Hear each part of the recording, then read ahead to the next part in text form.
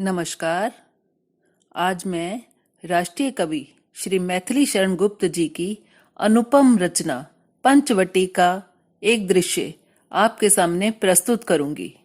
उनकी इस अनुपम रचना को प्रणाम करते हुए आइए हम सब भी पंचवटी के उस दृश्य के साक्षी बने जिसने रामायण तथा श्री राम जी के जीवन का रुख मोड़ दिया था।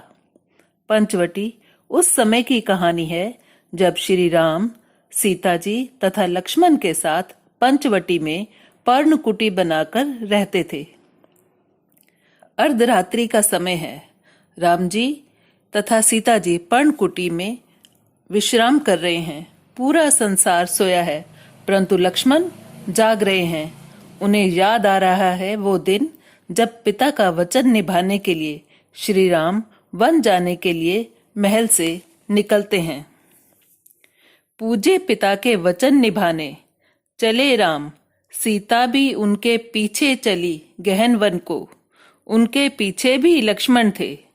कहा राम ने, भाई तुम कहाँ? सहज मन से उत्तर पाया, तुम मेरे सर्वस्व जहां। सीता बोली, ये तो पिता की आज्ञा से सब छोड़ चले, पर देवर जी तुम त्यागी बनकर क्यों घर से मुंह मोड़ चले? उत्तर मिला, हे माता, कहो न मुझको तुम त्यागी, प्रभु चरण सेवा में समझो मुझको भी अपना भागी। प्यार किया है तुमने केवल, सीता ये कहकर मुस्काई, किंतु राम की उज्जवल आंखें सफल सीप सी भर आई। राम, लक्ष्मण और सीता पंचवटी में कुटिया बनाकर रहने लगे। मैथिली शरण गुप्त ने पंचवटी की एक रात्रि का इतना सुंदर वर्णन किया है। पंचवटी की छाया में सुंदर पर्ण कुटीर बना, जिसके सन्मुख स्वच्छ शिला पर धीर वीर निर्भीक मना। जाग रहा ये कौन धनुर्धर, जबकि विश्व भर सोता है। भोगी नहीं ये योगी सा, मुझे तो दृष्टिगत होता है। किस व्रत में है ये व्रती, निद्रा का यूं त्याग किए। राजभोग के योग्य है, बैठा है वह राग लिए। बना हुआ है प्रहरी जिसका, उस कुटीर में क्या धन है। जिसकी रक्षा में तत्पर, इसका तन है मन है और जीवन है। क्या है उस कुटिया में जिसकी रक्षा में लक्ष्मण अपनी निद्रा को त्याग कर प्रहरी बनकर खड़े हैं। मृत्यु लोक में जगत जननी स्वामी संग जो आई है, तीनों लोकों की लक्ष्मी ने ये कुटी आज अपनाई है। लक्ष्मण को याद आता है वो दिन जब अयोध्या छोड़ वो वन को आ रहे थे। वन में घूमते हुए उन्हें 13 वर्ष बीत चुके थे, पर ऐसा लगता है जैसे ये कल की ही बात है। 13 वर्ष व्यतीत हो चुके, पर है मानो कल की बात। वन को आते देख हमें जब दुखी अचेत हुए थे तात। कैकई माता ने क्या समझा था कि मैं राजमाता होऊंगी, निर्वासित कर आर्य राम को अपनी जड़ें जमा लूंगी। अहो, बहुत अच्छा किया भरत ने, हुए भरत भी वनवासी, पर 100 सम्राटों से भी भरत है सचमुच बड़भागी। एक राज्य का मूढ़ जगत ने कितना महामूल्य रखा, हमने तो मानो वन में ही अयोध्या को भी भूल रखा। होता यदि राज्य ही मात्र लक्ष्य हमारे जीवन का, क्यों हमारे पूर्वज छोड़ उसको मार्ग लेते वन का। लक्ष्मण सोचते हैं वन कितना सुंदर है, कितना पवित्र है। आकर विचित्र पशु पक्षी यहाँ बिताते दोपहरी, भाभी भोजन देती उनको पंचवटी छाया गहरी। मुनियों के चपल बालक यूं मिलकर माता को खेल दिखाते हैं, खेल दिखाकर भी माता को वे सब यहाँ रिझाते हैं।